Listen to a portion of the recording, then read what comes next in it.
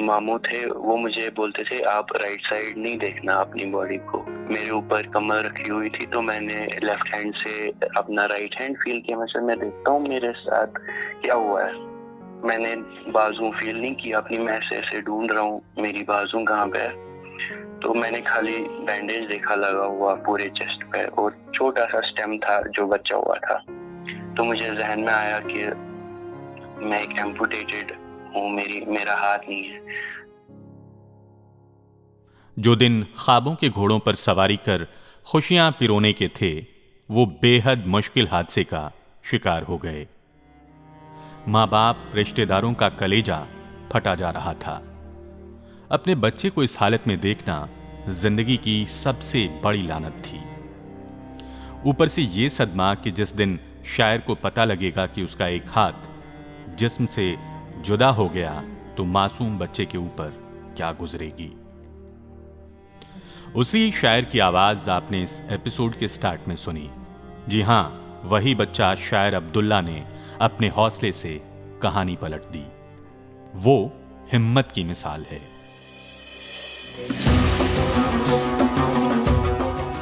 Welcome two year shot. आप सुन रहे हैं हिम्मत कश्मीर और आपके साथ मैं हूं मनीष मासूम।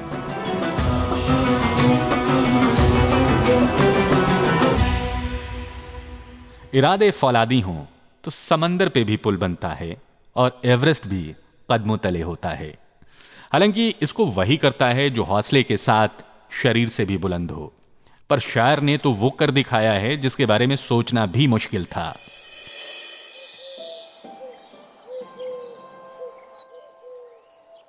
तो दोस्तों, आपको लिए चलते हैं शायर अब्दुल्ला के गांव विस्सू। अनंतनाग जिले की खूबसूरती का एक बेशकीमती नमूना।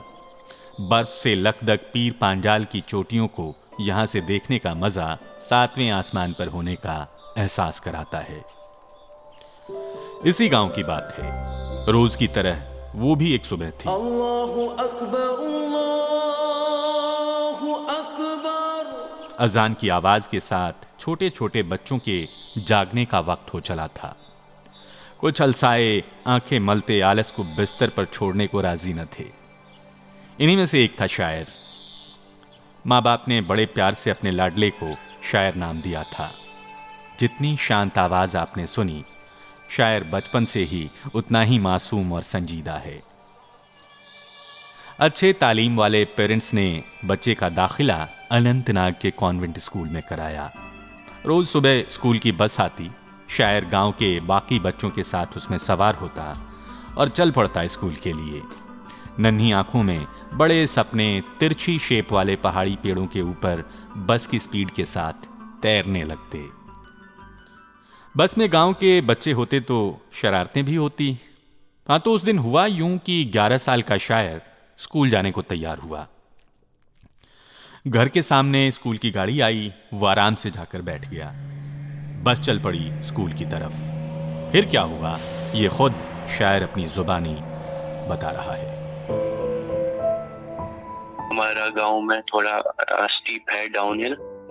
तो वहां जाके स्कूल बस की ब्रेक फेल हो गई और उसका जो ड्राइवर था उसको कंट्रोल नहीं हुआ, तो उसने गाड़ी से छलांग मारी।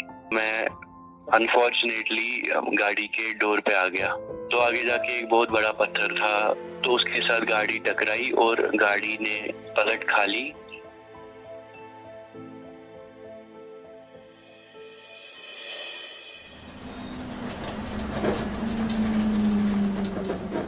ये सफर शुरू तो रोज की तरह हुआ था।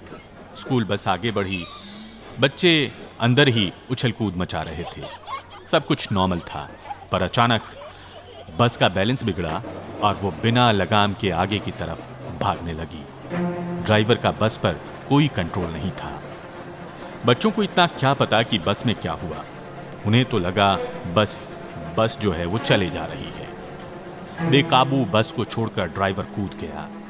बिना किसी कंट्रोल के रह गई तो सड़क पर दौड़ती सिर्फ बस। अब तक बच्चों को अंदेशा हो चुका था कि कुछ बड़ा गड़बड़ हो गया, लेकिन बेचारे छोटे छोटे बच्चे कर भी क्या पाते। बिना ड्राइवर की ढलान से सरकती बस पलट गई।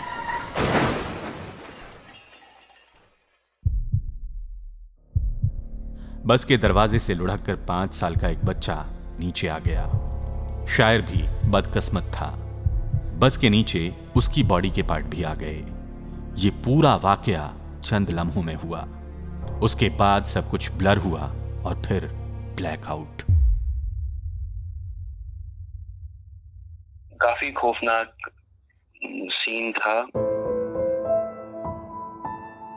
थोड़ी देर के बाद होश आया, मैंने आंखें खोली तो मैंने देखे लोग गाड़ी पे चढ़ रहे थे और शीशे तोड़ रहे थे ताकि बच्चों को निकाल पाए। अरे यार कैसे हो गया एक्सीडेंट? शायर को हल्का होश तब आया जब लोग उसे बस के नीचे से निकाल रहे थे, जिसमें दर्द ऐसा कि एक साथ हजारों सुए चुभाए जा रहे हों। हादसे के बाद हरकत में आए लोगों ने सब कुछ संभालना शुरू किया, लेकिन जो खत्म हो गया उसे कौन वापस लाए। जख्मी बच्चों को अस्पताल ले जाने की जद्दोजहद शुरू हुई। शायर वेस्सू गांव से सबसे पहले अनंतनाग ले जाया गया, लेकिन अनंतनाग के सरकारी अस्पताल के इंतजाम जख्मी शायर के इलाज के लिए नाकाफी थे। सुनिए खुद शायर अब्दुल्ला क्या बता रहा है। तब तक मेरे घर वालों को भी पता लगा था कि स्कूल बस का एक्सीडेंट हुआ है।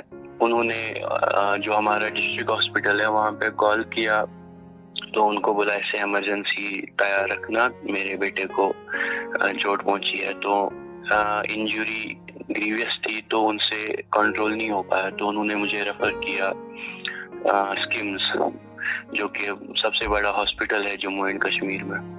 मैंने पापा को बोला कि I won't make it up to schemes, मुझे आप बरजुला ले जाओ, बोन एंड जॉइंट हॉस्पिटल। तो फिर बोन एंड जॉइंट हॉस्पिटल लिया, वहाँ पे उन्होंने भी बोला कि ये हमारे बस की बात नहीं है, तो उन्होंने आगे को हमें फिर स्किम्स भेज दिया। तो वहाँ पे इमरजेंसी हॉस्पिटल में हम गए और उनको इमरजेंसी के तौर पे मेरी राइट आर्म एम्पुटेट करना पड़ा। इस कहानी का स्याह पहलू उसे एक दिन स्कूल बस की जर्नी से शुरू हुआ। वो पहुंचा श्रीनगर के स्कीम्स यानी शेरे Kashmir institute of medical sciences hospital के बेड पर। सब कुछ दिल बैठ जाने के लिए काफी है, पर श्रीनगर के इसी अस्पताल में हिम्मत कश्मीर के हीरो की कहानी का स्क्रीन प्ले लिखा जा रहा था। बेटे के सामने मां कुछ यूं दिखाती कि वो परेशान नहीं है। इधर बेटे को पता चल चुका था कि उसने अपनी एक बाजू खो दी है। दोनों अपना गम एक दूसरे से छिपाने की कोशिश करते, लेकिन छिपाते तो आखिर कब तक।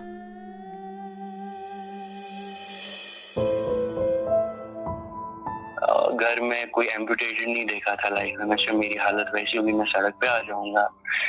छोटा भी था तो मैं अंदर अंदर से ही सोच रहा था। तो मम्मी को फील हुआ कि ये ठीक नहीं है, इसकी मेंटली ये प्रेजेंट नहीं हो रहा है।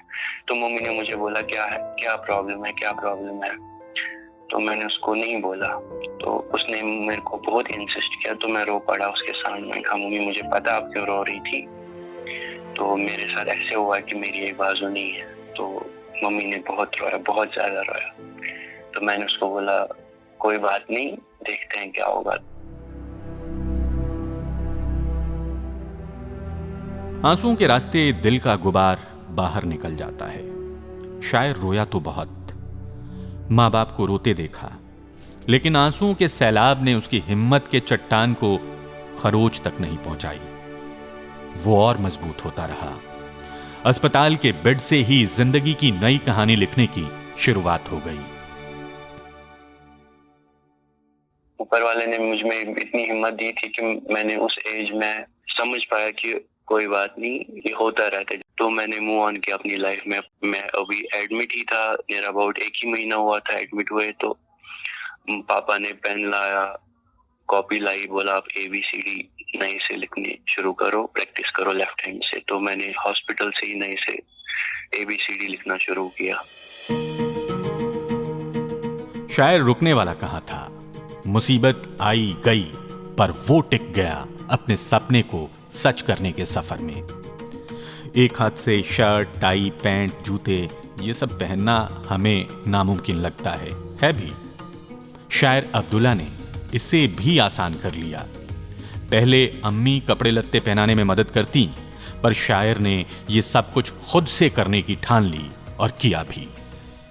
जब मैं घर आया एक्सीडेंट के बाद, तो कपड़े लगाने होते थे, पहले मम्मी हेल्प करती थी।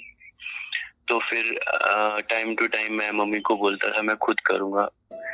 तो कभी कभी देती थी वो करने, कभी नहीं, ताकि शायर को महसूस ना हो इसका एक हाथ नहीं है। तो मैं क्या करता था, रूम को लॉक करके शर्ट लगाना सीखता था, टाई बांधना सीखता था, पैंट बेल्ट, कभी शूज भी रूम में लेके आता था और लेसेस बांधना सीखता था। एक्सीडेंट को हुए करीब 3 सालों का वक्त बीत चुका था। शायर अब्दुल्ला अब 14 साल का था। बदकिस्मती देखिए कि जो सपना बचपन में शायर देखा करता था, उसको पूरा करने के लिए जो सबसे जरूरी चीज थी वही उससे छिन गई। उसे मोटर रेसिंग का बड़ा शौक था। ये शौक पूरा हो तो कैसे? गाड़ी चलाने के लिए दोनों हाथों की जरूरत होती है, लेकिन शायर तो एक हाथ हादसे में गंवा चुका था। इसी दरमियान शायर का दोस्त सफात अपनी बुलेरो लाता और खूब दौड़ाता। तब ड्राइवर सीट के बगल में बैठने के अलावा कोई चारा भी नहीं था। दिल में दबी ख्वाहिश उफान तो मारती, पर करें तो क्या। सफात इस बात को अच्छी तरह से भांप गया था। धीरे धीरे ही सही, सफात ने शायर की चाहत को हकीकत में बदलने की कोशिश शुरू कर दी। वो शायर को हौसला देने लगा। फिर क्या हुआ?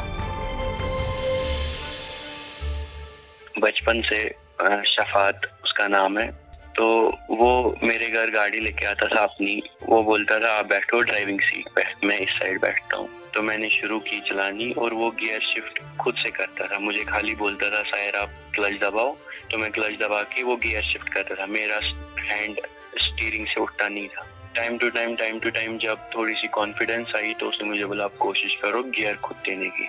गियर देना भी शुरू किया मैंने। फिर आगे जाके मेरा जो मसल माइंड और गाड़ी की कोऑर्डिनेशन है वो सिंक्रोनाइज होने लगी, तो मुझे दिक्कत नहीं आई गियर शिफ्ट करने में। जैसे कि मैं अभी भी गाड़ी चलाता हूँ, अगर मुझे लगेगा कि आगे रोकना है, तो मैं पहले से ही अपने माइंड और बॉडी को प्रिपेयर करता हूँ कि मुझे क्या रिएक्ट करना है। शायर अब्दुल्ला की आवाज में कितनी मिठास है, शहद घुली आवाज, पर इरादे उतने ही चट्टानी। उनके पास आज की डेट में 2 गाड़ियां हैं। एक जिप्सी है जिसे वो कार रैली में दौड़ाते हैं, तो टाटा सफारी भी है जिसको सिंगल हैंडेड चलाकर वो ऑफ रोडिंग करते हैं। कश्मीर के पहाड़ों के ऊंचे नीचे इलाकों में वो गाड़ी चलाता है। राजस्थान, हिमाचल, कश्मीर की कई रेसिंग और ऑफ रोडिंग में वो शिरकत कर चुका है।